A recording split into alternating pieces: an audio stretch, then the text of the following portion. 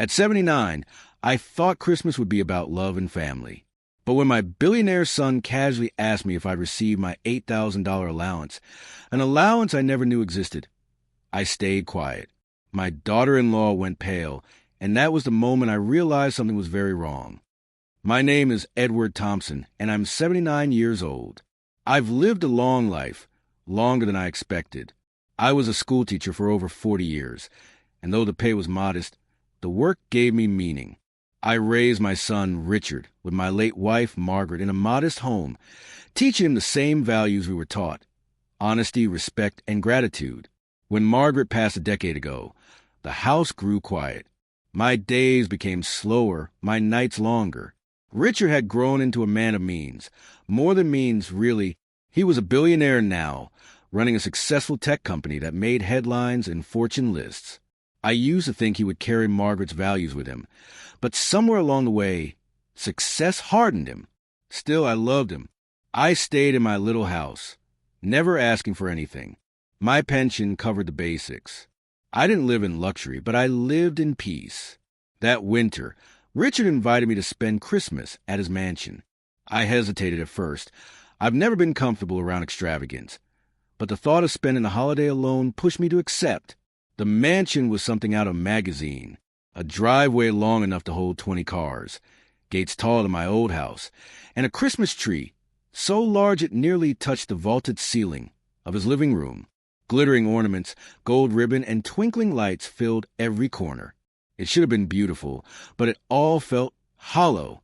Richard greeted me with a firm handshake, instead of the warm hug I had hoped for. "Dad, good to see you," he said, already glancing past me toward a group of guests. My daughter-in-law, Melissa, trailed behind, her smile tight, her eyes darting nervously. "Welcome, Edward," she said softly, giving me a polite kiss on the cheek.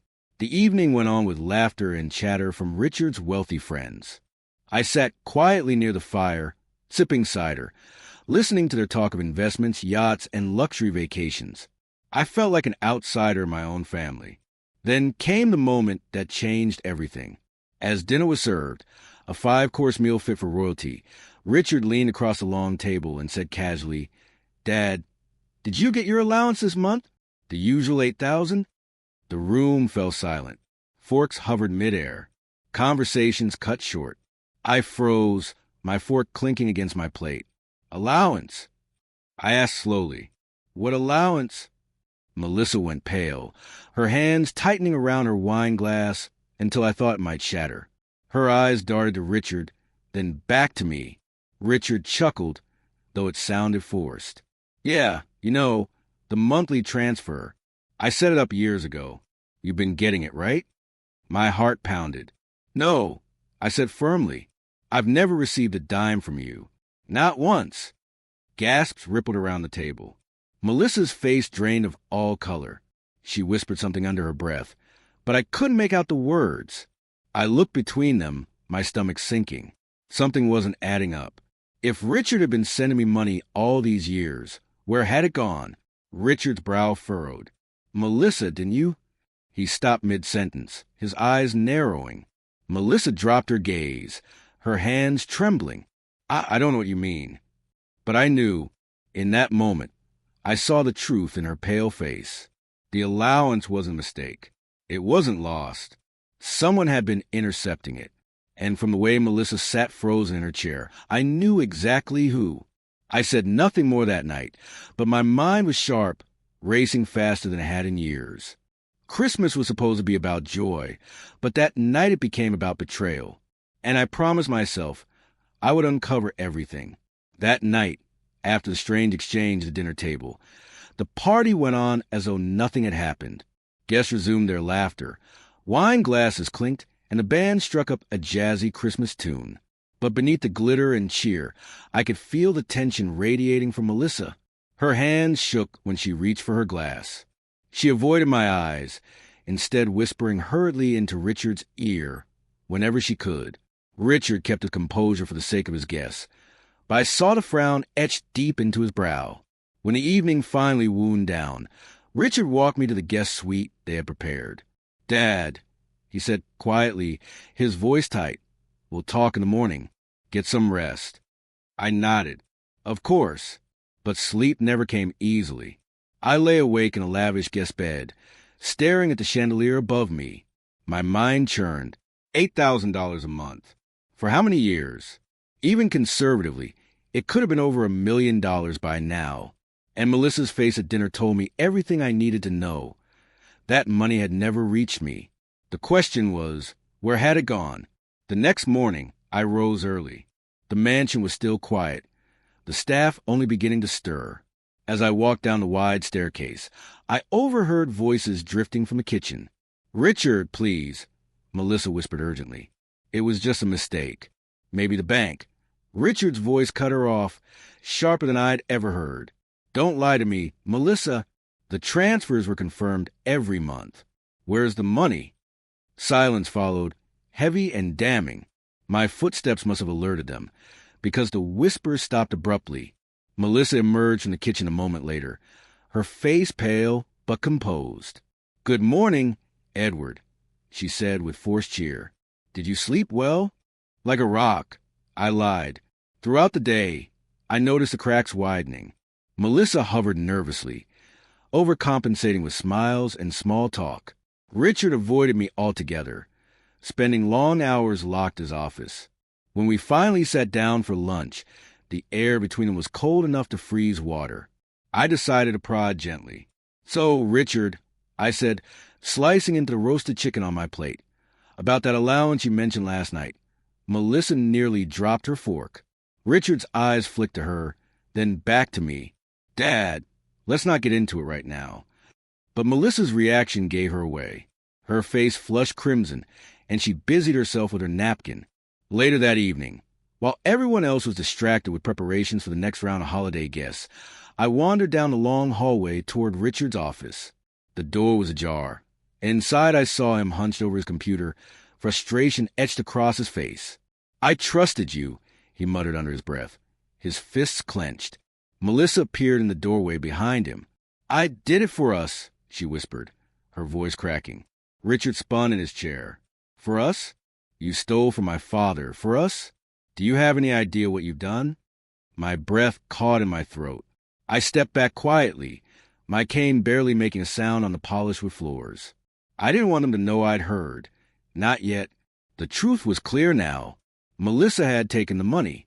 How she had hidden it for so long, I didn't yet know. But what I did know was that the trust between my son and his wife was unraveling, and I had just been handed the thread that could pull it all apart. That night, back in my guest room, I sat by the window and watched the snow fall. I thought of Margaret, of the sacrifices we had made to raise Richard, and of the betrayal playing out under this gilded roof. They thought I was old, frail, too weak to notice the schemes around me. But they were wrong. I was watching closely, and soon I would act. The morning after I overheard their fight, the mansion felt different. The decorations still glittered. The fire still crackled on the hearth, but the warmth had gone out of place. Melissa moved through the rooms like a ghost, her usual polished smile gone. Richard buried himself in his office, avoiding me altogether. I sat quietly in the library, the faint scent of pine and old leather filling the air, pretending to read while my mind worked like a machine. $8,000 a month. Richard believed he had been caring for me all this time. Melissa had stolen that care, siphoned it off while I sat in my little house patching leaky pipes and rationing my pension.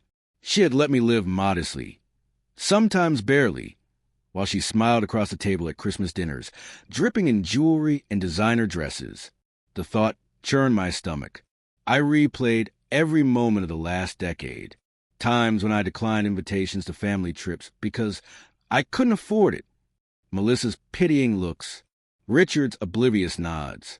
She had known. She had watched me shrink my life down while she fattened hers with my son's generosity. But what struck me most wasn't even the money. It was the intent. She wanted me invisible. If I lived quietly, tucked away with no expectations, she'd keep taking without being questioned. And Richard, my son, my flesh and blood, hadn't noticed. His empire, his billions, his endless meetings had blinded him to what was happening in his own home. For a moment, I felt the weight of my years pressing down on me. I was old. My body ached. My mind sometimes wandered. It would be easy to retreat, to let the storm pass, to return to my modest home and pretend none of this had happened. But then I thought of Margaret. I remember her last Christmas before she passed. She had placed her frail hand over mine and whispered, "Promise me you'll never let anyone diminish you, Edward. You built too much, sacrificed too much." Her voice rang in my ears now, as clear as if she were in the room with me. And I knew I couldn't let Melissa get away with this. Not just for me, but for Margaret, for Richard, for the values we had tried to pass down. That afternoon, I made my decision. I wouldn't confront Melissa directly. Not yet. Confrontation would give her a chance to twist the story, to feign innocence, to weep and manipulate. No, this would have to be done carefully, quietly, strategically.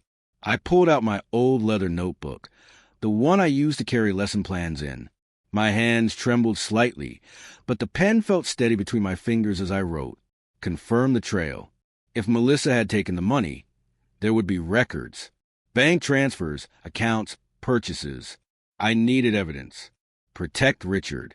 My son might be blind, but he wasn't cruel. He had tried to care for me, and he deserved to know the truth.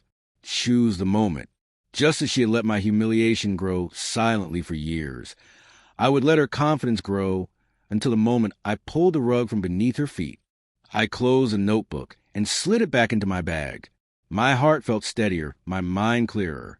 For the first time in years, I felt the same determination I used to feel standing in front of a classroom, ready to set things right.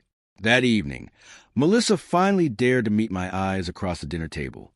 Her smile was thin, her eyes sharp. She was testing me, looking for any sign that I suspected.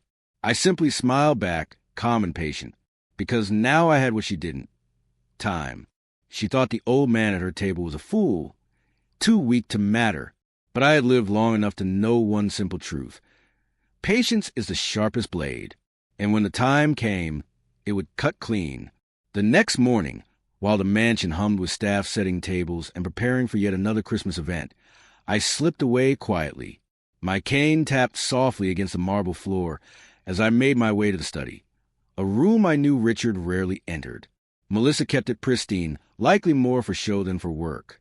I pulled the door shut behind me and lowered myself into the leather chair at the oak desk. The drawers were neatly organized, but one folder caught my attention. It was labeled Household Finances. My fingers trembled as I opened it. Inside were copies of bank transfers, monthly like clockwork. Each listed the same amount, $8,000. The sender was Richard's business account. The recipient? An account I didn't recognize. Certainly not mine. Melissa's account. I sat back, my heart steady but burning. Here it was, proof. My son had been sending me money, honoring me in the way a son should, and his wife had stolen it without hesitation. I slipped a few of the copies into my coat pocket, enough to show the truth when the time came. That evening, while Melissa was upstairs dressing for yet another gala, and Richard was locked in his office, I made a call. "Paul," I said when my old lawyer friend answered, "It's Edward. I need your help." "Edward." His voice warmed. "Been too long. What's going on?" "I'll explain everything in person. Can you meet me tomorrow at the diner?" 10 a.m. Of course. The next morning, bundled in my old wool coat, I took a cab into town. At the diner, Paul listened intently as I laid out everything. The allowance Richard had intended for me, the missing money, Melissa's deception. I slid the bank transfer copies across the table. Paul's expression hardened. "Edward, this is theft. She's been siphoning funds that weren't hers to touch.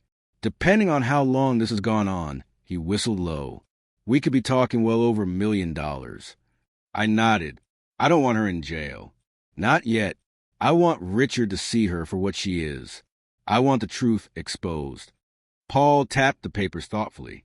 "Then we need more than copies. We'll get full records, bank statements, account histories. With your son's resources, it shouldn't be hard once he's willing to look. The key will be timing." Timing. The word echoed in my head. I returned to the mansion with new resolve. I spent the next few days watching Melissa closely. Every gesture, every word. She was nervous. her laugh too sharp, her eyes darting whenever Richard asked about finances. She poured more wine at dinner than usual. But arrogance breeds carelessness. One evening, I saw her slip into Richard's office while he was out.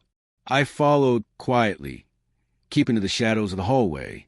Through the crack of the door, I saw her at his desk, rifling through drawers, pulling out envelopes, stuffing them quickly into her bag. My hand tightened on my cane. I could have stepped in then, exposed her on the spot. But no, this wasn't the moment. Not yet. Instead, I stepped back, letting her think she was still in control. Because when the hammer fell, I wanted it to strike with undeniable weight. That night, as I lay awake in the guest suite, I pulled out Margaret's photo from my wallet. "You always said truth has a way of shining through," I whispered. "I'll make sure it shines bright enough that even Richard can't ignore it." The plan was clear now.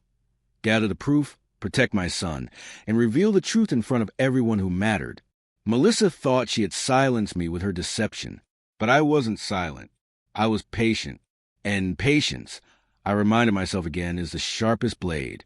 The more I watched Melissa, the more certain I became that her arrogance would undo her. She was jittery but overconfident, the way thieves often get when they think they've outsmarted everyone.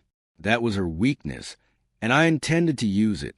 The first step was gathering every piece of evidence I could. With Paul's help, we quietly obtained full bank records. The transfers Richard had initiated each month were clear, each for $8,000, each landing not in my account, but in one solely under Melissa's name. The amounts matched exactly. There was no denying it. When Paul slid the folder across the diner table to me a week later, his tone was grim. "Edward, she's been doing this for nearly 10 years. That's close to $1 million. She's lucky Richard hasn't noticed sooner." I flipped through the pages, my jaw tightening. Jewelry purchases, luxury handbags, trips to resorts. Melissa had lived like royalty, with money meant to honor me. "She's not going to be lucky much longer," I said quietly. The second step was preparing Richard. He was a brilliant businessman, but blind when it came to Melissa. I needed to open his eyes slowly. If I dropped everything on him at once, she'd twist it, play the victim, and he might fall for it. So I planted seeds. One evening after dinner, as we sat by the fire, I asked casually, "Son, do you remember when your mother and I taught you about integrity? About how money is just a tool, but honesty is priceless?" Richard smiled faintly. "I remember." I leaned closer. "I hope you haven't forgotten those lessons. Because sometimes the people closest to us, they're the ones who test those values." He frowned, puzzled, but I left it there. I wanted the thought to linger in his mind like smoke. Meanwhile, Melissa kept slipping. She ordered deliveries nearly every day. Packages of clothes, jewelry, gadgets. The staff whispered about her behind closed doors. She spends like water. I overheard one housekeeper mutter, "No wonder Mr. Thompson works so late." Perfect. Even the staff would be witnesses when time came. The third step was choosing the moment. Just as Melissa had humiliated me without hesitation, I wanted her exposure to be undeniable, public, in front of people whose opinions mattered to her most. And fate handed me the perfect stage. Richard's annual New Year's gala, a lavish affair with hundreds of business associates, friends, and family. Melissa prided herself on being the hostess, the center of attention. That would be the night her empire of lies collapsed. Paul and I crafted everything carefully. He would attend the gala as my guest. We prepared a simple presentation, a folder of statements, transfers, receipts. Nothing complicated, just undeniable truth. On New Year's Eve, as I dressed in my old black suit, I looked in the mirror and saw the lines on my face, the gray in my hair. For a moment, doubt flickered. Was I really strong enough for this fight? But then I thought of Margaret. I thought of the sacrifices we made, of the promise I whispered at her bedside, that I would never let anyone diminish me. That gave me strength. When I arrived at the gala, the hall glittered with gold and silver, chandeliers glowing, laughter echoing. Melissa floated through the room in a shimmering gown, her laughter loud, her hands heavy with diamonds. She looked untouchable, but I knew better, because tucked in my coat pocket was the truth. And the truth, once revealed, would strip her of everything she thought she owned, including Richard's trust. The tables weren't just turning anymore. They were already tilting, and by midnight, Melissa would fall. The New Year's gala glittered with wealth and opulence. Chandeliers glowed, glasses clinked, and laughter floated to the cavernous hall. Businessmen in tuxedos shook hands. Women in sparkling gowns compared diamonds, and a band played jazz in the corner. Melissa was in her element. She glided from guest to guest in a shimmering silver gown, her laugh pitched just loud enough to be heard over the music. She kissed cheeks, made toasts, and commanded attention as though she were royalty. To anyone watching, she seemed untouchable. But I knew the truth, and tonight, so would everyone else. I stayed seated near the edge of the room, cane in hand, waiting. Richard was busy greeting associates, smiling politely, but his eyes flicked toward me more than once, his expression troubled. Good. The seeds I planted had begun to take root. When the clock struck 11, Melissa tapped her glass for attention. "Friends," she called, her smile radiant. "Thank you all for joining us tonight to celebrate another successful year. Richard and I are so grateful for your presence." Polite applause followed. She continued, "As you know, none of this would be possible without Richard's brilliance and dedication. I'm so proud to stand by his side." The room clapped again, but my moment had come. I pushed myself slowly to my feet. My cane tapped against the marble as I walked toward the center. "Melissa," I said loudly enough to quiet the room, "since you're thanking everyone, perhaps we should thank Richard for something else too." The crowd stilled. Melissa blinked, her smile faltering. "Edward," she said sweetly, "this isn't the time." "Oh, I think it's a perfect time," I interrupted, my voice steady. I turned to the guests. "For nearly a decade, Richard has been sending me an allowance, $8,000 a month. A generous act from a son to his father." Gasps rippled through the room. All eyes turned to Richard, who looked confused but nodded slowly. "That's true," he admitted. "I wanted to make sure Dad was comfortable." I raised a trembling hand, holding up the folder Paul had prepared. But here's the problem. I never received a cent of it. Not once. Because every dollar was siphoned into an account under Melissa's name. A stunned silence fell. Melissa's face drained of color. She stepped back, her hand clutching her necklace. That's not true," she stammered. I opened the folder and laid the statements on a nearby table. Transfers, bank records, receipts for jewelry, vacations, luxury items, all paid for what money meant for me. Whispers filled the room. Guests craned their necks to see. Helen, my neighbor, who had come as a guest, called out, "I've seen her flaunt new purchases every month." We all wondered how she managed it. Richard's face turned ashen. He picked up the papers, flipping through them with shaking hands. "Melissa," he whispered, his voice breaking, "tell me this isn't true." Melissa tried to laugh, but it came out shrill. "Richard, it's a misunderstanding. The bank must have enough." Richard roared, slamming the folder shut. The crowd jumped at the force of his voice. "I trusted you. I believed in you. And you've been stealing from my father behind my back for years?" Melissa's composure shattered. "I did it for us," she cried, tears streaking her makeup. "You're always working, always gone. I wanted security." "Security?" Richard spat. "You live in a mansion. You drape yourself in jewels. And you took from the man who gave me everything." He turned toward me, his voice trembling. "Dad, I didn't know." I placed a hand gently on his arm. "I know, son. That's why I let the truth speak for itself." The room buzzed with shock, the music long forgotten. Melissa stood alone, her gown glittering under the harsh lights, but her power was gone. The eyes that once adored her now judged her. She looked small, fragile, exposed. I leaned on my cane and said calmly, "Melissa thought she could make me invisible.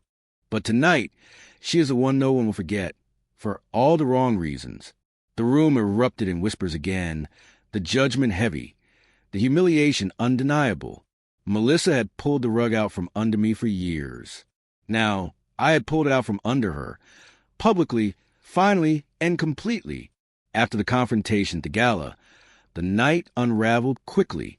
Guests whispered in corners, exchanging shocked glances, while Melissa stood frozen, her glittering gown suddenly looking gaudy under the weight of humiliation. Richard didn't spare her another glance. He called for the valet, and within minutes she was escorted out, her sobs echoing down the marble hall. The rest of the party ended in awkward silence. People offered me quiet nods of respect, some even patting my shoulder as I made my way back to the guest room. For the first time in years, I felt lighter.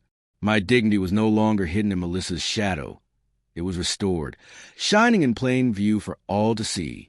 The next morning, Richard knocked on my door. He looked exhausted, dark circles under his eyes. His usual confidence dulled. When I gestured for him to sit, he lowered himself into the chair across from me and rubbed his temples. "Dad," he said hoarsely, "I had no idea. All this time, I thought I was helping you. I thought you were living comfortably, and instead," his voice broke, "instead, you were patching roofs and eating soup out of cans while she bled us dry." I reached across the table and placed a hand on his. "Richard, the fault isn't yours. You trusted her. You believed in her. That's not weakness. It's the sign of a good man. But now you know, and knowing is the beginning of change." Tears welled in his eyes.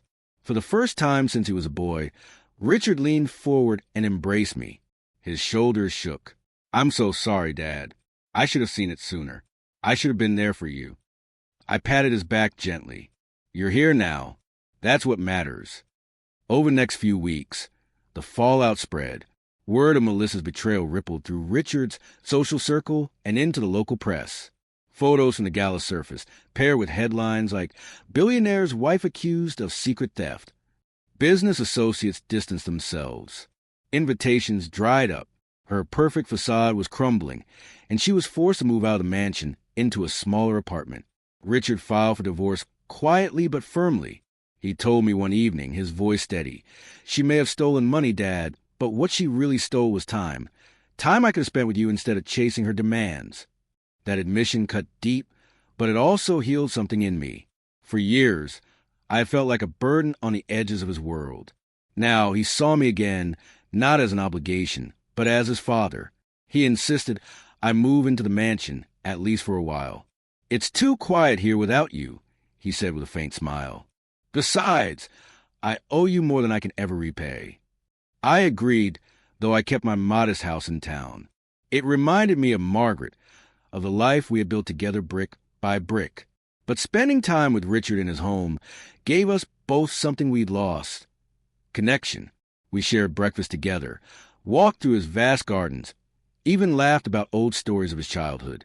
One evening, sitting by the fire, he said softly, "You know, Dad, you taught me everything about honesty and hard work. I lost sight of that chasing success. I won't lose sight again." I smiled. Better late than never, son. Melissa, meanwhile, faded into obscurity. Occasionally, I heard whispers about her, lawsuits, debts, desperate attempts to cling to the lifestyle she once flaunted. But she no longer mattered. Her power was gone, her lies exposed. For me, peace returned. I wasn't a frail old man she tried to make invisible.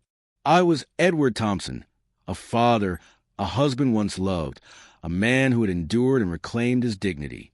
As the new year began, I sat by the window, watching snow drift gently against the glass. Margaret's photo rested on the table beside me. I touched it lightly and whispered, "We did it, love." She thought she could erase me, but instead, she erased herself. And for the first time in a long while, I felt truly at home, in my son's heart and in my own. The months after the gala felt like stepping into a different life. Where there had once been shadows of doubt, humiliation, and loneliness, there was now light. My dignity had been restored. My son had returned to me. And Melissa was nothing more than a ghost of a mistake. Richard threw himself into rebuilding, not just his reputation, but his character. He scaled back the extravagant parties, donated generously to charities, and even began funding scholarships at the school where I had taught for 40 years. "It's time I put my money where your values always were, Dad," he told me one evening, handing me a check to present at a ceremony in my name. I stood at that ceremony, watching students' faces light up with hope, and I thought, this is what Margaret would have wanted. Not jewels, not yachts, not hollow prestige, but lives changed for the better. At home, Richard and I grew closer than we'd been in decades. We ate breakfast together most mornings, simple meals of eggs and toast. We played chess in the evenings, laughter filling the mansion's cavernous halls. Sometimes he'd sit quietly and ask me questions about Mom, what she used to say, how she used to laugh. I could see in his eyes that he regretted letting her memories slip in the pursuit of wealth. She'd be proud of you, Richard. I told him once as we walked through the snowy garden. He shook his head, smiling faintly. I hope so, Dad. I just know I'll never forget again. As for Melissa, her downfall was steady and merciless. Richard's divorce was finalized swiftly. The courts demanded a full accounting of her finances, and with Paul's help, every stolen dollar was documented. She was forced to repay what she could, selling off her jewelry and designer gowns, but most of it had already been wasted on luxuries. The last I heard, she had moved to a modest condo in another state, a far cry from the woman who once floated across marble floors dripping in diamonds. The friends who had once clung to her wealth and status abandoned her the moment the money dried up. In the end, her greed had left her with nothing but her own reflection. I didn't hate her. I didn't need to. Her choices had carved her punishment more deeply than I ever could. My focus was on life, on living the years I had left with meaning. I returned often to my modest home in town, tending the little garden Margaret had once planted. Neighbors stopped by. Children came to hear stories, and every so often I invited Richard to sit on the porch with me, reminding him that peace didn't require grandeur. One afternoon, as we sat watching the sunset, Richard turned to me and said, "Dad, I realize now that success without family, without integrity, is empty. Melissa made me blind, but you opened my eyes again. Thank you." I looked at him, my heart swelling. "You don't owe me thanks, son. You owe me honesty. That's all I ever wanted." He nodded, tears glinting in his eyes. And so, my life settled into something better than I had dared to hope. I was no longer the old man Melissa tried to erase. I was the father who had endured, the teacher who still had lessons to give, the man who had turned silence into strength.